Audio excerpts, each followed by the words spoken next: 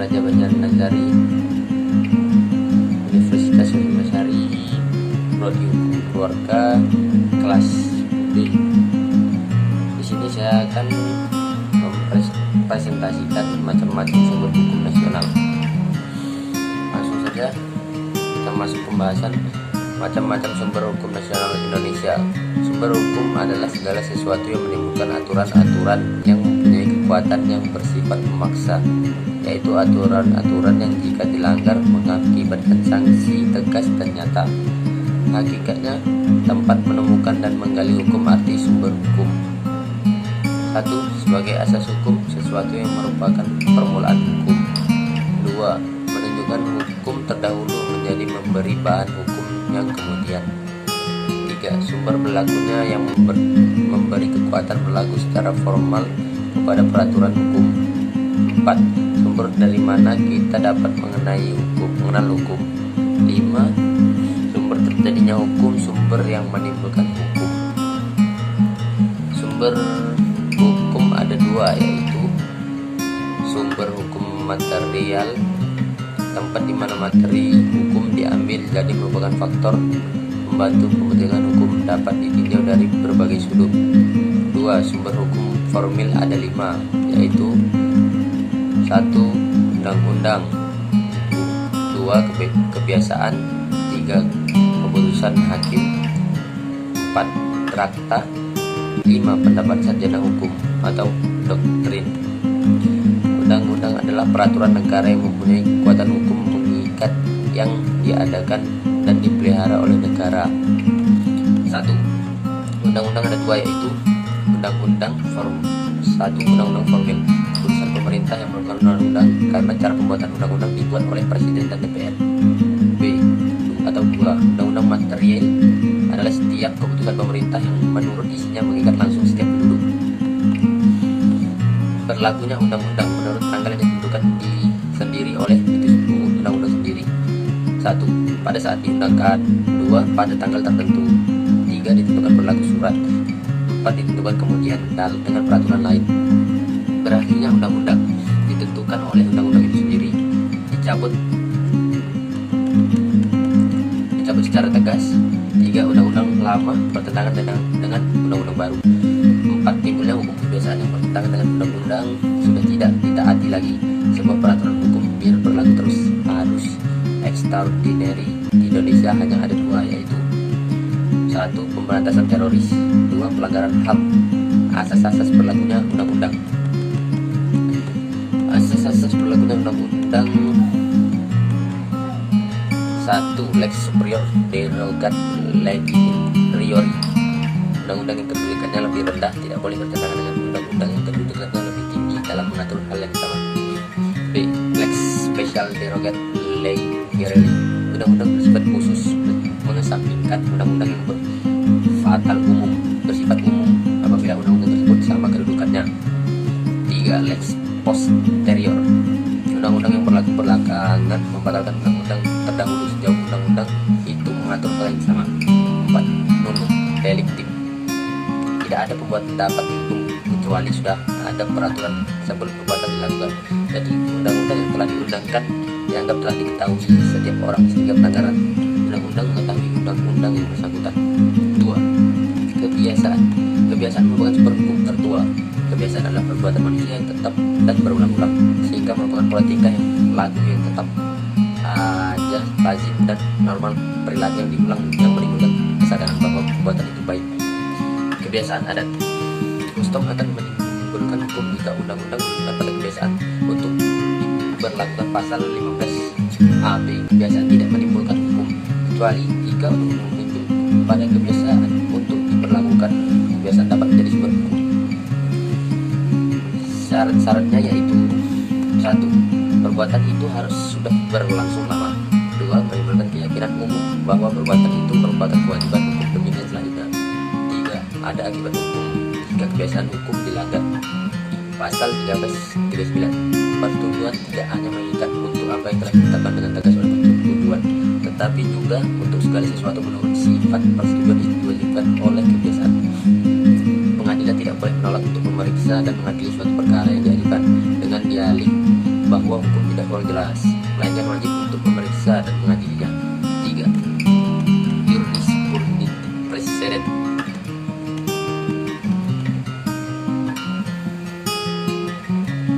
Ada 3 penyebab alasan seseorang hakim wajib menjaga putusan hakim yang lain menurut Burek, yaitu 1.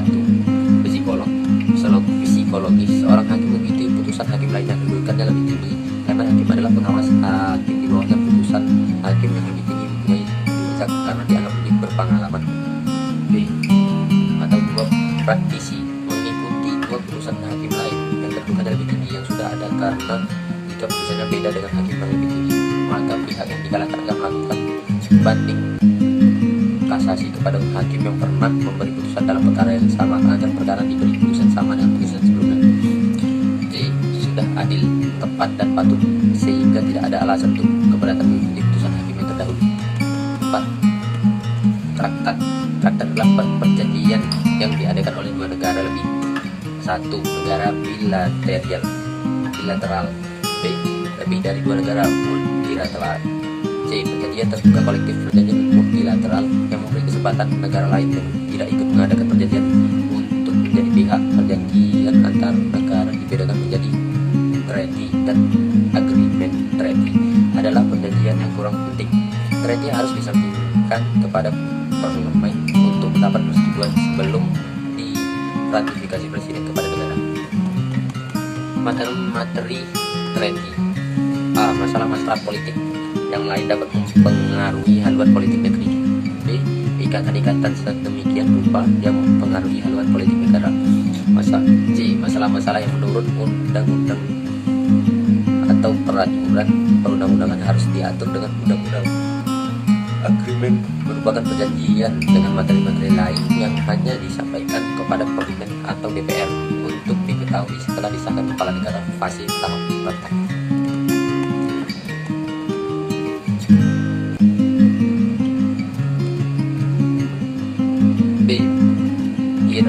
Hierarki peraturan perundang-undangan Indonesia. Peraturan perundang-undangan dalam konteks negara Indonesia adalah peraturan tertulis yang dibentuk oleh lembaga negara atau pejabat yang berwenang mengikat secara umum. Hierarki maksudnya peraturan perundang-undangan yang lebih rendah tidak boleh bertentangan dengan peraturan perundang-undangan yang lebih tinggi. Jenis dan hierarki peraturan perundangan diatur dalam pasal 7 ayat 1 Undang-Undang Nomor 12 Tahun 2011 tentang pembentukan peraturan perundang-undangan. Adapun jenis hierarki peraturan perundang-undangan dalam Undang-Undang Nomor 12 Tahun 2011 tentang pembentukan peraturan perundang-undangan ditegaskan dalam pasal 7 ayat 1 Undang-Undang Nomor 12 Tahun 2011 tentang pembentukan peraturan perundang-undangan yang menegaskan bahwa jenis dan hierarki peraturan perundang-undangan terdiri atas 7. 1. Undang-Undang Dasar Negara Republik Indonesia tahun 1945. 2. Ketetapan Majelis Permusyawaratan Rakyat. 3. Undang-Undang Peraturan Pemerintah pengganti Undang-Undang. 4. Peraturan Pemerintah. 5. Peraturan Presiden. 6. Peraturan Daerah Provinsi. Dan 7. Peraturan Daerah Kabupaten Kota. 1. Undang-Undang Dasar Negara Republik Indonesia tahun 1945. Definisi Undang-Undang Dasar Negara Republik Indonesia tahun 1994 sebagaimana diatur dalam pasal 3 ayat 1 Undang-Undang Nomor 12 Tahun 2011 tentang pembentukan peraturan perundang-undangan menyebutkan Undang-Undang Dasar Negara Republik Indonesia tahun 1945 merupakan hukum dasar dalam peraturan perundang-undangan. Undang-Undang Dasar 1945 merupakan hukum dasar tertulis negara Republik Indonesia dalam peraturan perundang-undangan, memuat dasar dan garis besar hukum dalam penyelenggaraan negara. Undang-Undang 1945 ditempatkan dalam lembaran negara Republik Indonesia. Undang-Undang 1945 mulai berlaku sejak 18 Agustus 1945 sampai 27 Desember 1949. Setelah itu terjadi perubahan dasar negara yang mengakibatkan Undang-Undang 1945 tidak berlaku. Namun melalui Dekret Presiden tanggal 5 Juli tahun 1999, akhirnya Undang-Undang 1945 berlaku kembali sampai dengan sekarang. Ketetapan Majelis Permusyawaratan Rakyat.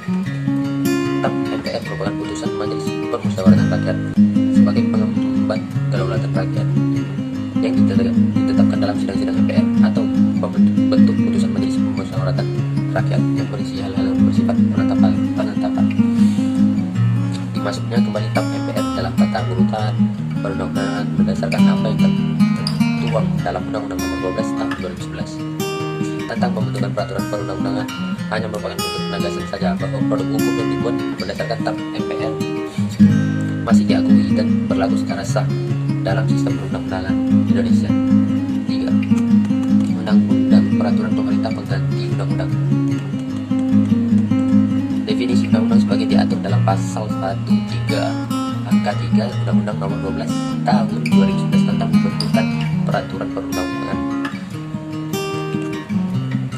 4. Peraturan pemerintah pengganti undang-undang. Definisi peraturan pemerintah pengganti undang-undang diatur dalam pasal 1 angka 4 Undang-Undang Nomor 12 Tahun 2011 tentang pembentukan peraturan perundang-undangan, yang berbunyi peraturan pemerintah pengganti undang-undang adalah peraturan perundang-undangan yang ditetapkan oleh Presiden dalam hal ihwal kepentingan yang memaksa.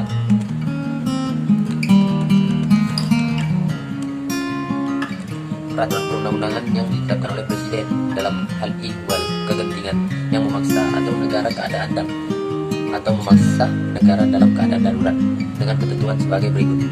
1. Perpu dibuat oleh Presiden saja tanpa adanya keterlibatan DPR. Perpu harus diajukan ke DPR dalam persidangan yang berikut. DPR dapat menerima atau menolak perpu dengan tidak ada perubahan. Jika ditolak DPR, perpu tersebut harus dicabut. 5. Peraturan pemerintah. Definisi peraturan pemerintah diatur dalam pasal 1 angka 5 Undang-Undang Nomor 12 Tahun 2011 tentang pembentukan peraturan perundang-undangan. Peraturan pemerintah adalah peraturan perundang-undangan yang ditetapkan oleh Presiden untuk menjalankan undang-undang sebagaimana mestinya. 6. Peraturan Presiden Perpres. Peraturan Presiden merupakan peraturan perundang-undangan yang ditetapkan oleh Presiden untuk menjalankan undang-undang sebagaimana mestinya. Peraturan Presiden adalah peraturan perundang-undangan yang ditetapkan oleh Presiden untuk menjalankan perintah peraturan perundang-undangan yang lebih tinggi atau dalam menjalankan kekuasaan pemerintahan. Peraturan daerah provinsi atau Perda provinsi merupakan peraturan perundang-undangan yang dibentuk oleh Dewan Perwakilan Rakyat Daerah Provinsi dengan persetujuan bersama Gubernur.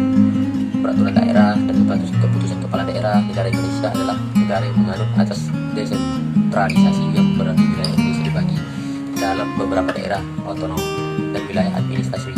Daerah otonom ini dibagi menjadi daerah tingkat 1 dan daerah tingkat 2. Dalam pelaksanaannya, kepala daerah dengan persetujuan DPRD dapat menetapkan peraturan daerah. Peraturan daerah ini tidak boleh bertentangan dengan peraturan perundang-undangan di atasnya. 8. Peraturan daerah kabupaten atau kota. Peraturan perundang-undangan yang dibentuk oleh Dewan Perwakilan Rakyat Daerah Kabupaten atau Kota dengan persetujuan bersama bupati atau wali kota. Itu saja.